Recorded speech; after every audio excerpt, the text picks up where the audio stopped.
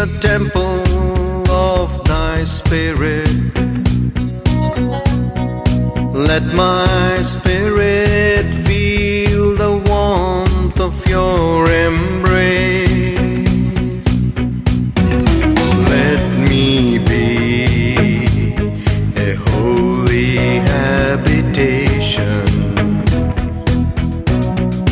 where your spirit is pleased to dwell.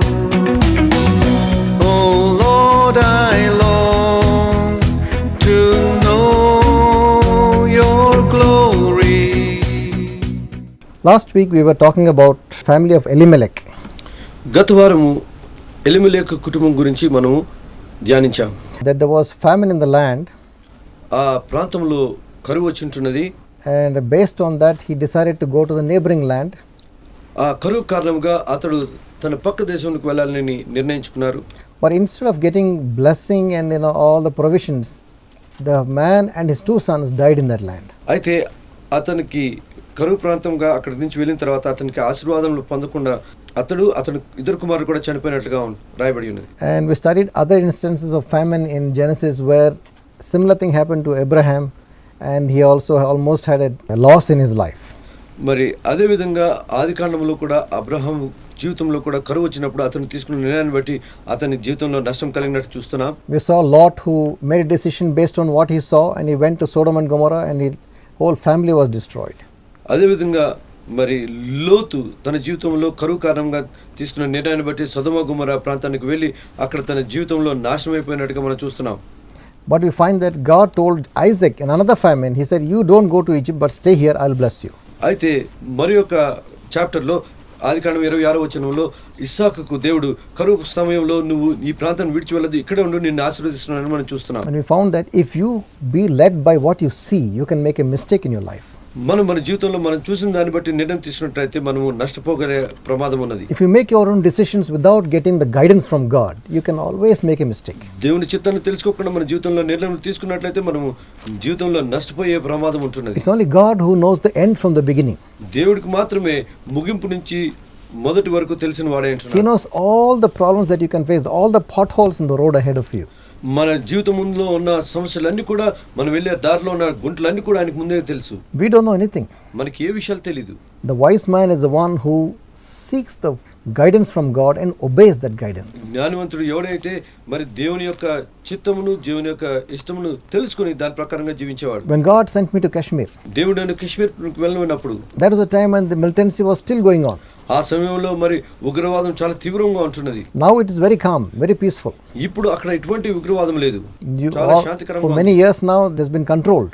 మరి క్రమేణా ఇన్ని సంవత్సరాల తర్వాత అది చాలా అదుపులో ఉంటున్నది. But when God told me to go there, ఎప్పుడైతే దేవుడు నన్ను వెళ్ళమని చెప్పారో it was still going on. అక్కడ ఎంతో తీవ్రంగా ఉంటున్నది. There was still bomb blast and firing and gun shooting everywhere. ఎప్పుడు కూడా మరి అక్కడ బాంబుల శబ్దము, తుపాకీల శబ్దము ఎప్పుడు కూడా వినిపిస్తూ ఉండేది. And 96 we landed in Kashmir. 1996వ సంవత్సరంలో మేము కాశ్మీర్ వెళ్ళాం. Within few weeks there was a massive bomb blast just 1 kilometer from our house. మేము ఉంటున్న 1 కిలోమీటర్ దూరంలో పెద్ద బాంబ్ బ్లాస్ట్ అవటం మేము చూసాం. We could see here gunfire almost every day our road outside, the main road. మేము ఉంటున్న గృహానికి ఎదురుగా ఉంటున్న రోడ్ లో ఎప్పుడు కూడా మరి గన్ ఫైర్లు సౌండ్లు వస్తుంటే మేము చూస్తూ ఉండేవాళ్ళం. After 4 o'clock 5 o'clock everything is closed, everybody is inside the house because bullets will be flying. క్యూంకి 4 గంటల 5 గంటల సమయం సాయంత్రం అయిపోయిందంటే అన్ని కూడా మొత్తం మూసివేయబడుతుంది, ఎందుకంటే తుపాకీ గుండ్లు రాత్రి వినిపిస్తూ ఉంటాయి, ఎగురుతుంటవి. And God told me to go there with my family. దేవుడు నా కుటుంబంతో అక్కడికి వెళ్ళమని నాకు చెప్పారు. I obeyed. నేను పాటించాను. People said, "Oh, you're a fool. Why are you going such a place?" అందరూ నన్ను మూర్ఖుడా, ఎందుకు అటువంటి ప్రాంతానికి వెళ్తున్నావు అన్నారు. Don't you know there's such a dangerous place? అక్కడ ఎంత తీవ్రమైన పరిస్థితి ఉందో నీకు తెలీదా? I said, I don't know. God said go, I'm going. నాకు తెలియదు, దేవుడు వెళ్ళమన్నాడు, నేను వెళ్తున్నాను. Sometimes if you are very simple minded, it's very good. ఒక్కోసారి సాధారణంగా మనసు ఉండటం ఎంతో మంచిది. You think too much about something, you'll mess up the whole. మనం ఏదైనా విషయం గురించి తీవ్రంగా మరి ధ్యానించినట్లయితే మనం ఏదో ఒక తప్పు చేస్తాం. Like a child, you just trust God. కేవలం ఒక బాలుడిగా దేవుని విశ్వసించినట్లయితే, Lord, what do you want me to do? ప్రభువా, నేనేం చేయాలి? And if God speaks to you, just do it. దేవుడు మనతో ఏదైనా మాట్లాడితే ఆ విధంగా చేయటమే. Don't keep on saying, oh, that is so dangerous, but how can I go there? How can I do this? Don't think of all those things. మరి అది నేను ఏ విధంగా చేయగలను, అక్కడ చాలా ప్రమాదం, ఇది ఎట్లా జరుగుతుంది అని ఎప్పుడు కూడా అనొద్దు. And God has watched over us all these years. దేవుడు ఇన్ని సంవత్సరాలు మమ్మల్ని కాచి కాపాడు. God has blessed us there. దేవుడు మమ్మల్ని ఆశీర్వదించారు. And we are able to be among those people మేము ఆ మనుషుల మధ్యలో ఒకరుగా ఉండిపోయాం. and show the love of God. దేవుని ప్రేమను వారికి పంచుతున్నాం. Pray for so many people. ఎంతో మంది కొరకు And we ప్రార్థించగలిగాం. believe God is going to do a mighty work in that land which has not been done till now. మరి దేవుడు ఆ ప్రాంతంలో గొప్ప కార్యములు చేయబోతున్నాడని మేము గట్టిగా తీరుగా విశ్వసిస్తున్నాం. But it requires that we need to ask Him and obey what He says. అయితే మనం ఆయన పలికే మాటలకు విధేయులే, ఆయన మాట అంగీకరించి వారంగా ఉండాలి. And when you're in the place where God puts you, దేవుడు మన ఏదైనా పరిస్థితిలో పెట్టినట్లయితే God's blessing will come upon you. దేవుని ఆశీర్వాదం మన మీదకి He వస్తుంటుంది. will look after you. ఆయన మనని కాపాడతారు. He will bless your family, ఆయన మన కుటుంబాలను bless ఆశీర్వదిస్తారు. your work, మనకు పనులను ఆశీర్వదిస్తారు. and look after you in every way. ఆయన మన అన్ని విధాలుగా మనని But కాపాడతారు. when you go according to what you see, you become out of the protection of God. అట్లా కాకుండా మనం దేనైతే చూసామో దాన్ని బట్టి నిర్ణయం తీసుకున్నట్లయితే మనం And- అనేక సమస్యలకు గురవుతాం. And you can be destroyed. మనం నాశనం అయిపోయే పరిస్థితి ఉన్నది. Lot's family got destroyed in Sodom and Gomorrah. మరి లూతు యొక్క కుటుంబము సొదొమ గొమొర్రాలో నాశనం అయిపోయినది. His daughters picked up all the bad habits in that place. మరి వాళ్ళ కూతుర్లు అక్కడ ఉన్నటువంటి చెడు అలవాట్లన్నీ కూడా అవలంబించుకున్నారు. So many of us have made mistakes in our choices and our family is suffering because of that. మనం తీసుకున్న మరి తప్పుడు నిర్ణయాలను బట్టి మన కుటుంబాలు కూడా ఎన్నో అనేక విధమైన సమస్యలకు గురవుతున్నవి. But we can repent and come back. God will once again restore us. అయితే మన పశ్చాత్తాపడి తిరిగి వచ్చినట్లయితే దేవుడు మన తిరిగి మన కడతారు. Now we find in first chapter of Ruth, Ruth మొదటి అధ్యాయం మనం చూసినట్లయితే we find an interesting character called Naomi. అక్కడ ఒక స్త్రీ ఒక విషయం గురించి మనం చూసుకుంటాం. ఆమె పేరు Naomi. She was the wife of Elimelech. ఆమె ఎలిమెలెకు యొక్క భార్య అంటున్నది. And her two sons died and her husband died. తన ఇద్దరు కుమారులు తన హస్బెండ్ కూడా చనిపోయారు. And now she's left with her two daughter-in-laws and she alone. మరి భర్త కొడుకులు చనిపోయిన తర్వాత తన ఇద్దరు కోడలతో అక్కడ ఒంటరిగా ఉండిపోయింది. She is a widow now. ఆమె ఒక విధవరాలు. She lost everything. ఆమె సమస్తము కోల్పోయింది. Now she decided to come back to Israel. ఆమె తిరిగి ఇజ్రాయెల్కి రావాలని నిర్ణయించుకున్నది. And we see something interesting about her life. ఆమె జీవితం గురించి కొన్ని ప్రాముఖ్యమైన విషయాలు మనం చూసుకోవచ్చు. And I think we need to learn from that. ఆసక్తికర విషయాల నుంచి మనం కొన్ని నేర్చుకోవచ్చు. Whatever is mentioned in the Word of God is important for us to learn. దేవుని గ్రంథంలో రాయబడిన ప్రతి ఒక్క విషయం కూడా ఎంతో మరి ప్రాముఖ్యమైనది. దాని గురించి నేర్చుకోవచ్చు. In 1 Corinthians 10th chapter, మొదటి కొరింథీయులు 10వ అధ్యాయము Paul says the things that happen in the Old Testament, they are examples to us.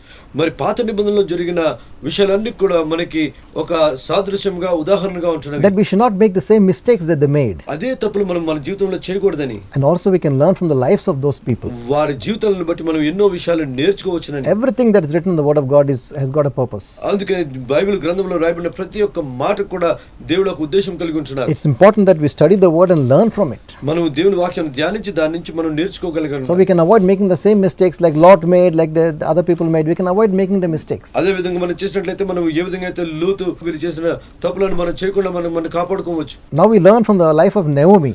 Naomi జీవితం గురించి మనం కొన్ని విషయాలు నేర్చుకుందాం. She was a very unique mother-in-law. ఆమె ఒక ప్రత్యేకమైన అత్తగారుగా ఉంటున్నది. We see mother-in-laws now. Most of the mother-in-laws will be ill-treating their daughter-in-laws. ఈ దినమున మనం చూసే ప్రతి అత్తగారు కూడా తన కోడలను కించపరిచేదిగా ఉంటున్నట్టుగా చూస్తున్నాం. I want to talk about this because it's a very common problem. ఎందుకంటే ఈ సమస్య బహు సాధారణ సమస్యగా అన్ని కుటుంబాల్లో ఉంటున్నది. Whether you're a Christian family or a non-Christian family or any family, mother-in-law, daughter-in-law, father-in-law, son-in-law, big problems.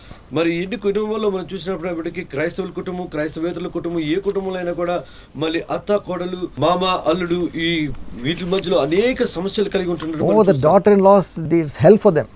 మరి కోడలు వారికి ఒక నరకంగా ఉంటున్నారు. Very rarely you find the other way around, but usually the mother-in-laws make hell for the daughter-in-laws. మరి మనం అనేకమైన పరిస్థితుల్లో మనం చూస్తుంటాం అత్తగారు కోడలికి చాలా కఠినంగా ఉంటున్నట్టు. You see, Naomi was a wonderful mother-in-law. ఇక్కడ నయోమి ఒక అద్భుతమైన అత్తగారిగా ఉంటున్నట్టు మనం చూస్తున్నాం. She had such love for her daughter-in-laws. ఆమెకు తన కోడలి ఎడల ఎంతో ప్రేమ కలిగి ఉంటున్నది. Even when they were married and her sons were living with their wife, she was so gentle and loving to them.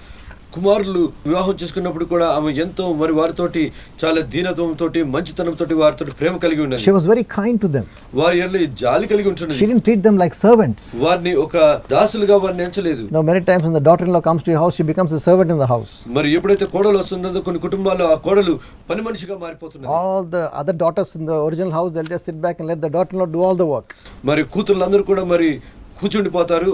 కేవలం కోడలే ఇంటి పనులు మొత్తం చేయాల్సి వస్తుంది. Oh, she becomes like a servant, morning to night, toiling and toiling and toiling, everyone enjoying themselves, others పొద్దు enjoying నుంచి themselves. సాయంత్రం వరకు ఆమె పని మంచిగా పనిచేస్తూ కష్టపడుతూ ఉంటుంది. మిగతా అందరూ కూడా ఆనందంగా మరి సమయం గడుపుతూ ఉంటారు. It's a common problem. అది సాధారణ సమస్య. Many houses have this problem. చాలా కుటుంబాల్లో ఈ And సమస్య. if you are a mother-in-law like that, ఒకవేళ నువ్వు అటువంటి అత్తగారు అయినట్లయితే learn from the example of Naomi. Naomi జీవితాన్ని బట్టి కొన్ని నేర్చుకోవాలి.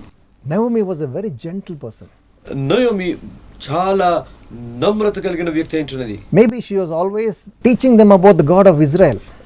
బహుశా ఆమె తన కోడలకు ఇశ్రాయేలు దేవుని గురించి బోధిస్తూ ఉన్నదేమో. The Jehovah, the Almighty Creator, she was teaching them about him. ఆయన సర్వశక్తిమైన సృష్టికర్త అయిన దేవుడు యెహోవా దేవుడు అని ఆమె తన కోడలకు నేర్పిస్తున్నది. And sometimes when you just talk and you don't show in your actions, people don't believe you.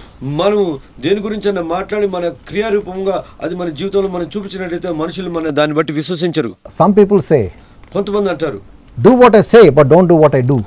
నేను చెప్పేదాన్ని చెయ్యి, నేను చేసేదాన్ని నువ్వు చేయొద్దు అంటారు. How many fathers and mothers and they live like that? They live a bad life but they tell good things to your sons. How will the children follow your example when you live a bad life? చాలా మంది తల్లిదండ్రులు ఆ విధంగా అంటారు. వారు చేసేది వాళ్ళ పిల్లల్ని చేయొద్దని, వారు చెప్పింది వాళ్ళ పిల్లలు చేయాలని కోరేవారుగా ఉంటారు. వారి పాడు జీవితాలను బట్టి వారి పిల్లలు ఆ విధంగా చేయలేకుండా ఉంటారు. Naomi must have been teaching about God of Israel to their two daughter-in-laws. Naomi బహుశా తన ఇద్దరు కోడలకు దేవుడైన యెహోవా గురించి బోధిస్తున్నదేమో. And not only teaching, she set a good example to them. వారికి చెప్పటమే కాదు, ఆమె ఒక మంచి ఉదాహరణమైన జీవితం జీవిస్తూ ఉన్నది. She treated them just like her own daughters. ఆమె ఇద్దరిని కూడా తన సొంత కూతురులాగా ఆమె చూస్తూ వస్తున్నది. She never made them feel, hurt or unwanted. వారిని ఎప్పుడు కూడా తిరస్కరించిన వారుగా లేకపోతే అవసరం లేని వారుగా ఎప్పుడు ఆమె చూడలేదు. And when Naomi was going to go back to Israel, ఎప్పుడైతే నయోమి తిరిగి నేను ఇజ్రాయెల్ వెళ్దామని నిర్ణయం చేసుకున్నదో, she said there's no point in staying here, my husband and children are dead, I'm going back to Israel. నేను ఇక్కడ ఉండటంలో ఏమీ ప్రయోజనం లేదు, నా భర్త నా ఇద్దరు కొడుకులు చనిపోయారు, నేను ఇక్కడికి ఉండను అని ఆమె నిర్ణయించుకున్నప్పుడు, She heard that the famine is over, now the food is back, I'm going back.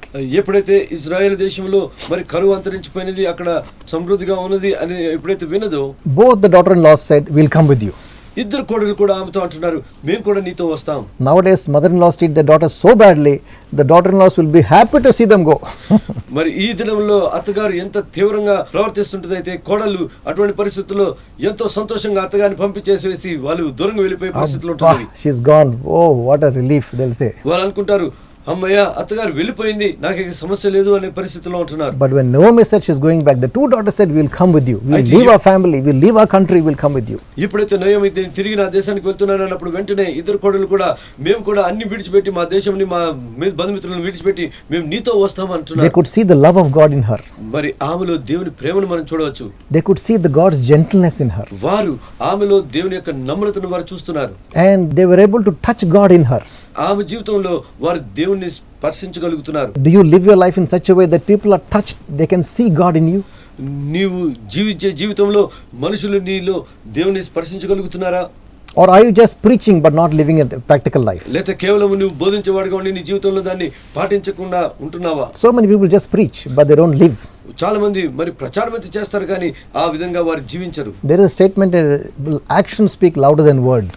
ఒక ఉదాహరణ ఉంటున్నది, మన కార్యాలు మన మాటల కంటే గట్టిగా మరి వినబడతాయి. Anybody who does not live what he preaches, he will be easily picked out as a hypocrite.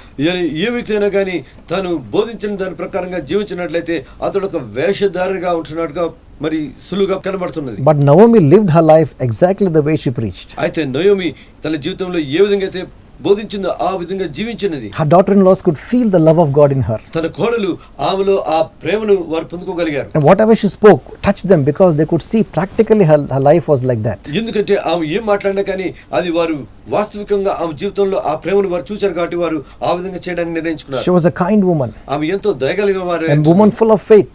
ఆమె ఎంతో విశ్వాసం కలిగిన, even though she lost everything, తమ సమస్తమును కోల్పోయింది. her two sons and her husband, తన భర్త ఇతను ఇద్దరు కుమారులు, but she never left her faith in God. అయితే తన విశ్వాసం దేవుని నుంచి తొలగిపోలేదు. There are people whose one loved one, they lose faith in God completely.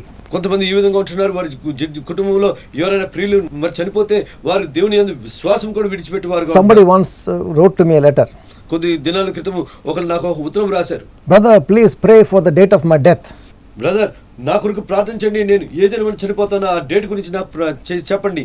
Because I lost my son. ఎందుకంటే నేను నా కుమారుని కోల్పోయాను. She had one son and one daughter. ఆమెకి ఒక కుమారుడు కుమార్తె ఉంటున్నది. A son died in an accident. కుమారుడు యాక్సిడెంట్ లో చనిపోయాడు. 5 years had passed.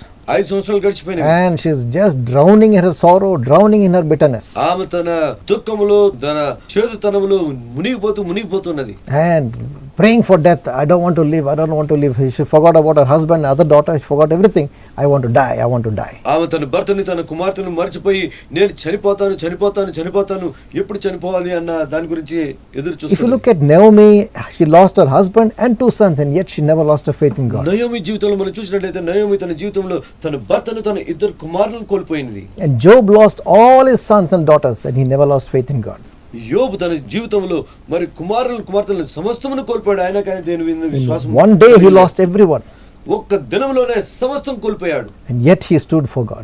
Yet he never lost his faith. అయినప్పటికీ దేవుని యందు స్థిరంగా నిలబడి ఆయన విశ్వాసంలో సన్నగిల్లలేదు. That's the faith we must have. అటువంటి విశ్వాసం మనం కలిగి ఉండాలి. Not only when the good times happen, మంచి జరిగినప్పుడే మాత్రమే కాకుండా even through the bad times, మన జీవితంలో మరి కీడు వచ్చినప్పుడు కూడా hang on to God's goodness. దేవుని యొక్క మంచితనాన్ని హత్తుకొని ఉండాలి. God is a good God. ఆయన మంచి దేవుడు. This happened to me. I know bad things have happened, నా జీవితంలో కూడా మరి చెడు విషయాలు జరిగినవి. but my God is on the throne. అయితే నా దేవుడు ఆయన సింహాసనం మీద కూర్చున్నారు. Though he slay me, Job said, I will yet trust in him. ఆయన నన్ను నరికివేసినప్పుడు కూడా నేను ఆయన నందు విశ్వాసం ఉంచుతాను. And I will see him on that day. In my flesh I will see him. నేను నా శరీరంలో నేను ఆయన చూస్తాను అంటున్నాను. Job had faith, which was unshakable. యోబుకి yani కదిలించలేనటువంటి గొప్ప విశ్వాసం కలిగి ఉంటున్నాడు. Naomi had that faith. Naomi కూడా అటువంటి విశ్వాసం కలిగి ఉన్నది. She lost the things, people who are dearest people to her, she lost them. తన జీవితంలో ప్రియులైన వ్యక్తులు తన భర్త కుమారులు ఇద్దరు కోల్పోయినది. Either she could have become bitter and angry. She chose to become closer to God. రెండు విషయాలు తన జీవితంలో చేదు కలిగి మరి దేవుని నిరాకరించే వ్యక్తిగానే ఉండాలి. దేవుని ప్రేమించి దేవుని హత్తుకునే వారిగా ఉండాలి. అయితే ఆమె దేవుని ప్రేమించి ఆయన్ని హత్తుకునే దానిగా ఉంటున్నది. And these 2 daughters-in-law saw her faith ఈ ఇద్దరు కోడలు ఆమె యొక్క విశ్వాసం చూస్తున్నారు. and said, we want this God. వాళ్ళు అంటారు మాకు ఈ దేవుడు కావాలి. We have not seen a person with that much of faith like this in our own country. ఎవరు కూడా అంత గొప్ప విశ్వాసం కలిగి వారిని మేము చూడలేదు. We haven't seen such a loving person. మేము అంత ప్రేమ కలిగిన వ్యక్తిని ఎవరిని చూడలేదు. Our own parents are not loving like this lady. మా సొంత తల్లిదండ్రులు ఈ విధంగా మమ్మల్ని ప్రేమించట్లేదు. We are willing to leave our family, our country and come with you to your place. మా దేశాన్ని మా బంధువుల్ని మా మిత్రుల్ని సమస్తని విడిచిపెట్టి మేము నీతో కూడా వస్తాం నీ దేశానికి. Are you living your life like that? నీ జీవితం ఆ విధంగా నువ్వు జీవిస్తున్నావా? Are you someone people are going to miss you when నీ you leave? జీవితంలో మరి నువ్వు వెళ్ళిపోతే నిన్ను కోల్పోయే వ్యక్తిగా బాధపడే వారు ఎవరైనా ఉంటున్నారా? Or are you such a horrible person, always fighting with people? When you go, they will say, yeah, he's gone. That's what they will say. Are you like that? లేక నీ జీవితాన్ని ఈ విధంగా జీవిస్తున్నావా? నువ్వు మరి ఇప్పుడు మనుషుల్ని బాధ పెట్టి హింస పెట్టి నువ్వు నరకయాత్ర చేసి నువ్వు చనిపోయిన తర్వాత అమ్మయ్య పీడ వదిలింది అనిపించుకునే పరిస్థితిలో ఉంటున్నావా? You should be like Naomi, who's such a woman of faith and gentleness that people didn't want to leave her. నువ్వు నయోమి లాగా ఒక నమ్మకమైన వ్యక్తిగా మరి విశ్వాసాలుగా ప్రేమ కలిగిన దానిగా ఉన్నట్లయితే కోడలు విడిచిపెట్టినటువంటి ఆ ప్రేమ కలిగి ఉంటున్నావా? Why do mother-in-laws always fight with the daughter-in-laws? ఎందుకు ఎప్పుడు అత్తగారు కోడలతో కొట్లాడుతూ ఉంటారు? Why can't they live peacefully with them? ఎందుకు వారితో కూడా శాంతిపూర్వకంగా జీవించలేరు? Sometimes I think it's because they feel that the daughter-in-law has taken the place of the mother-in-law in the heart of their son's heart. బహుశా అత్తగారు ఈ విధంగా తన కోడల గురించి ఈ విధంగా అనుకోవచ్చు, నా స్థానాన్ని తీసుకొని నా కుమారులను నా దగ్గర నుంచి తీసివేసుకుంది అని అనుకోవచ్చేమో. They feel that the son loves the wife more than themselves. బహుశా అత్తగారు ఈ విధంగా భావించవచ్చు, నా కుమారులు నాకంటే ఎక్కువగా తమ భార్యలను ప్రేమిస్తున్నారు. And I think, so many years I looked after this fellow, I brought him up and all the thing, I bore all his pain. Now suddenly this girl comes and he goes after her. బహుశా ఈ విధంగా అయ్యుండొచ్చు, కుమారుని నేను ఇంతకాలం ఎంతో కష్టపడి ఎన్నో ఇతని సమస్యలు కష్టాలన్నింటిలో నేను హత్తుకొని దగ్గర ఉన్నప్పుడు కూడా ఇతను భార్య రంగాన్ని నన్ను విడిచిపెట్టి తన భార్య అంటూ వెళ్ళిపోయాడు అనుకోవచ్చు. We should understand one thing. ఒక విషయానికి మనం జాగ్రత్తగా గమనించాలి. The relationship between a man and his wife is something, it can never be duplicated by any other relationship between any other human being. ఒక భార్యాభర్తల మధ్యలో ఉండే ఆ సన్నిహిత సంబంధాన్ని ఏ ఒక్క వ్యక్తి కూడా దాన్ని ఇంకొక విధంగా పోలికగా మరి చేయలేరు. In the beginning, in Genesis chapter 3, God says, so for this cause shall a man leave his father and mother and cleave to his wife, they shall be one flesh. God himself said it. ఎందుకంటే ఆదికాండం 3వ అధ్యాయంలో మరి దేవుడు స్పష్ట రీతిగా మరి మొదటగానే ఈ విషయాన్ని తన తల్లిదండ్రులను విడిచి వెళ్ళి తన భార్యను హత్తుకున్నాను రాయబడి ఉన్నది. And Jesus said himself in Matthew chapter 19, 4-6. మత్తయి సువార్త 19వ అధ్యాయం 4 నుంచి 6 వచనాల్లో మనం చూసినట్లయితే in verse 4 he says, have you not read that he that made them in the beginning made them male and female? మీకు తెలీదా దేవుడు మరి సృజించినప్పుడు మరి పురుషుడిగాను స్త్రీగాను సృజించడని మీకు తెలీదా? And in verse 5 he says, "And for this cause shall a man leave his father and mother and cleave to his wife, and the two shall become one flesh." 5వ వచనంలో ఇందు నిమిత్తం పురుషుడు తల్లిదండ్రులను విడిచి తన భార్యను హత్తుకుని వారిద్దరూ ఏకశర్మంగా ఉందరని చెప్పినని మీరు చదవలేదా? And verse 6 he says, "Therefore they are no more two, but they are one flesh. And therefore what God has joined together, do not let any man put asunder." కాబట్టి వారికును ఇద్దరు కాక ఏక శరీరంగా ఉన్నారు కనుక దేవుడు జతపరిచిన వారిని మనుషుడు వేరుపరచకూడదని చెప్పాను. And so the relationship between a man and wife is divinely arranged by God to be a very close relationship. అందుకనే భార్యాభర్తల మధ్య ఉండే ఒక సంబంధము ఎంతో సన్నిహితంగా దైవికంగా దేవుడు ఏర్పరిచిన సంబంధంగా ఉంటున్నది. There are things that a man can share with his wife he cannot share with anybody else. తన భార్యతో ఆ ఒక భర్త పంచుకునే విషయాలు మరి ఏ ఒక్క వ్యక్తితో కూడా ఆ వ్యక్తి మరి పంచుకోలేడు. And it's divinely God has ordained that they shall become one, even emotionally, mentally they become one person. దైవికంగా దేవుడు వారిని ఏక శరీరంగా వారిని ఏర్పరిచినప్పుడు భావోద్రేకంగా ఆత్మికంగా శారీరకంగా వారు ఏకంగా ఉంటున్నారు. I am going to become a father-in-law soon. I don't know how long. నేను త్వరగా మరి ఒక మామగా ఉండబోతున్నాను తెలీదు. In a few years time. బహుశా కొద్ది సంవత్సరముల తర్వాత My wife is going to become a mother-in-law. నా భార్య అత్తగారుగా ఉండబోతున్నది. But I want to learn from the life of Naomi how to be an ideal father-in-law and how to be an ideal mother-in-law. అయితే Naomi జీవితాన్ని బట్టి నా జీవితంలో కూడా నేను నేర్చుకోదలుచుకున్నాను. ఒక ఆదర్శ అత్తగారుగా మామగారుగా తమ జీవితంలో అన్నది గ్రంథం నుంచి I don't want to ill-treat my daughter-in-law or son-in-law. నేను నా కోడల్ని కానీ నా అల్లుడిని కానీ నేను ఎప్పుడు కూడా వారిని కించపరచకూడదు అని నేను నేర్చుకుంటున్నాను. Because God said, "What God has joined, let no man put asunder." ఎందుకంటే దేవుడు జతపరిచిన వారిని ఏ మనుషుడు కూడా వేరు చేయడానికి వీల్లేదు. If a mother-in-law tries to come between a daughter-in-law and son, she is going against the will of God. ఒకవేళ అత్తగారు మరి కుమారుడు కోడల మధ్యలో వస్తున్నట్లయితే దేవునికి వ్యతిరేకంగా వెళ్తున్నది. We have to understand that God has created certain things and we cannot interfere with those things. మరి దేవుడు నిర్ణయించి ఏర్పరిచిన వారి విషయంలో మనము ఎప్పుడు కూడా అందులో మధ్యలో ఇంటర్ఫిరెన్స్ చేయకూడదు. If you are a mother-in-law who is ill-treating your daughter-in-law, stop doing it. ఒకవేళ నువ్వు అత్తగారు ఉండి నీ కోడల్ని కించపరుస్తున్నట్లయితే అది మానివేయండి. Because you are coming against the will of God. ఎందుకంటే నువ్వు దేవుని చిత్తానికి వ్యతిరేకంగా వస్తున్నావు. You are becoming like an enemy to God. నువ్వు దేవునికి శత్రువుగా ఉంటున్నావు. His plans and his ways, you are trying to hinder it. ఆయన మార్గంలో ఆయన ఉద్దేశంలో నువ్వు అడ్డంకు పరుస్తున్నావు. Stop being like that. అందుకని ఆ విధంగా ఉండవద్దు. Show love to your daughter-in-law. నీ యొక్క కోడలికి ప్రేమ చూపించు. Study the life of Naomi Naomi యొక్క జీవితాన్ని చదువు. and model your life after her. నీ జీవితాన్ని నయోమిలాగా మార్చుకో. Show the love of God in your life. నీ జీవితంలో ప్రేమను చూపించు. Be kind to them. వారికి దయతో వారితో Don't put all the work on them, treat them like a servant. వారి మీద సమస్త పనుల భారం వారిని పెట్టి వారిని పరిమనుషులుగా చేయొద్దు. And realize జ్ఞానించండి that the relationship between your son and your daughter-in-law is a different special relationship which you cannot interfere. నీ యొక్క కోడలు నీ కొడుకు ఉండే సంబంధము ఎంతో సన్నిహిత సంబంధము. అటువంటి విషయంలో నువ్వు ఆటంకపరచకూడదు, నువ్వు రాకూడదు. If you have been doing that till now, ఒకవేళ నువ్వు ఆ విధంగా చేస్తున్నట్లయితే why don't you repent of it? నువ్వు దాని గురించి ఎందుకు Ask పశ్చాత్తాపడు? God to forgive you దేవుని నిన్ను క్షమాపణ కోరు. and ask God to help you not to do this again. దేవుని క్షమాపణ కోరి ఈ విధంగా నేను తిరిగి చేయను. Write it down on a piece of paper. నువ్వు ఒక కాగితం మీద రాయి. I will not do this to my daughter-in-law. I will not. Write down all the things that you are doing which you don't want to do. Write it down చేయకూడని వాటన్నిటి విషయాల గురించి నువ్వు ఒక పేపర్ తీసుకుని వాటి మీద అన్ని రాయండి. and show it to the Lord. Say, "Lord, this is my decision. I am taking this decision." ప్రభువా దేవునికి చూపించండి. ప్రభువా ఈ నిర్ణయాన్ని ఈ తీర్మానాన్ని నేను చేస్తున్నాను. It shows your sincerity. దాన్ని నీ యొక్క మనస్ఫూర్తిగా నువ్వు తీసుకునే నిర్ణయాన్ని దేవునికి కనిపించు. And God will help you to be a godly mother-in-law. దేవుడు నిన్ను ఒక దైవిక అత్తగారుగా ఉండటానికి దేవుడు నీకు And your సహాయపడతాడు. daughter-in-laws will love you like their own mother. నీ కోడళ్ళు నిన్ను సొంతగా తల్లిగా నిన్ను ప్రేమిస్తారు. And when Naomi wanted to go, Ruth said, "I will go with you. I am leaving my family behind. I'll come with you."